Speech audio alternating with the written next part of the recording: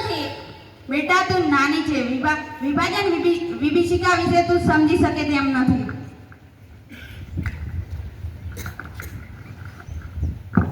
જ્યાં જીવનની દરેક સવાર ખુશીઓથી ભરેલી હતી, ત્યાંનું દ્રશ્ય જોઈને આંસુ પણ લોહી થઈ ગયા.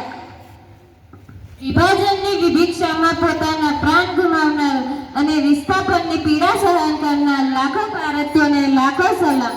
ભારતની એકતા અને અખંડિતતા માટે આપણે સૌ સાથે મળીને કામ કરવું પડશે. દુર્ભાગ્ય રાજ્ય કે રમતમાં એક ભાઈની સામે બીજા ભાઈના મનમાં ઝેર ભરવામાં આવ્યો.